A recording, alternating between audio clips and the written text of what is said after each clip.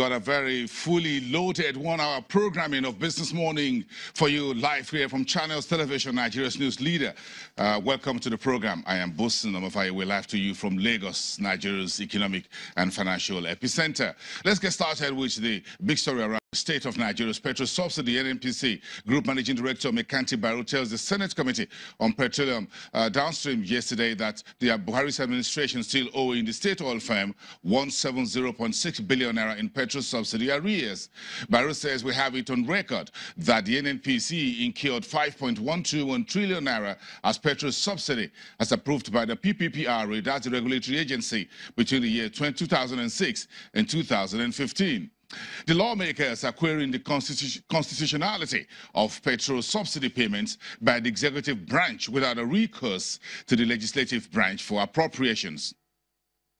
But of course, it was in December last year, in fact, on Christmas Day, Monday, December 25th, that the Vice President, Professor Yemi Osinbajo, told the news media that the NNPC is trading in fuel and that the federal government is not at the moment paying for any subsidy. According to the Vice President, the NNPC is trading, and he went on to say if you are buying and selling fuel, you would have to be able to pay for it. The VP also in that interview reported by the news agency of Nigeria on December 25th says, so it's not a question of government provision for subsidy. The federal government at the moment isn't paying any subsidy.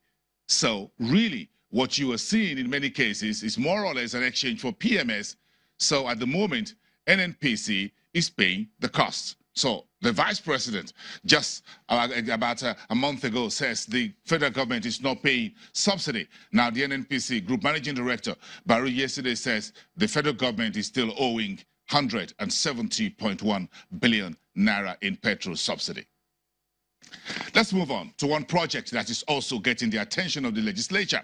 The NNPC Upstream Chief Operating Officer Rabiu Bello told a committee at the Legislative House yesterday that the State Oil Corporation, or the NNPC, and Total Upstream Nigeria will produce crude oil from Egina oil field at $20 a barrel. Nigeria currently produces oil at much higher above that, one of the highest in the world, between $28 and $32 a barrel. Rabiu told legislators that only about $10 billion has so far been spent on the $16 billion Egina floating facility, or what we call the Egina FPSO, which will bring 200,000 barrels per day into Nigeria's total oil production, and no cost variation request has been received from the operator, Total Upstream Nigeria. He was responding to queries from the legislature that the cost of a Egina FPSO project has been varied and Nigeria is paying more than it should for that project. Now, the NNPC Chief Operating Officer says no, there's no cost variation from Total Upstream Nigeria, which is the operator of the Egina FPSO facility and the oil field. The Total Managing Director Nicholas Ateras also added that the Egina project will add 10% to Nigeria's total oil production when it comes on stream in 2018. Meantime, the Nigerian government is set to woo investors with part of its 40% equity stake in 11 power distribution companies, otherwise known as DISCOs, in order to raise funds for the expansion of the country's electricity distribution network.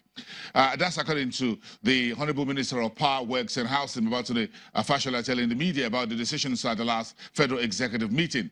Nigeria currently generates about 7,000 megawatts of electricity, 2,000 of which cannot reach consumers due to distribution network limitations.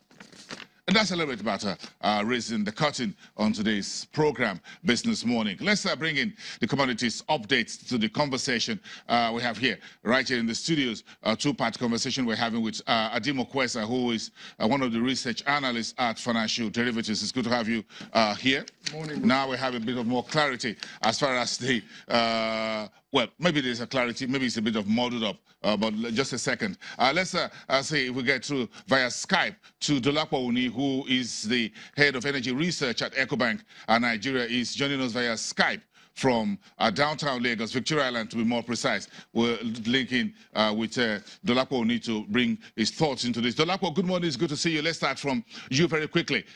Do you think this subsidy conversation has now been cleared up, or it's just been muddled up by what the NNPC GMD Mekanti Baru told the Senate committee yesterday? Okay, thank you very much for having me, and good morning. I think it's getting a bit more messier, and a lot of distinctions now have to be made or clarifications, because what we are getting, I think, are really just crumbs from that meeting. In one sense, what Baru is talking about are areas of subsidies that have not been paid, but that have accrued over the last few years, prior to when NNPC then took over the whole of the PMS importing and started using this implicit costing system to replace the subsidy system. So I think it's a different discussion, but yes, those subsidies do exist in terms of those debts that government is actually owing the NNPC, and that the NNPC is also then owing fuel marketers or fuel importers.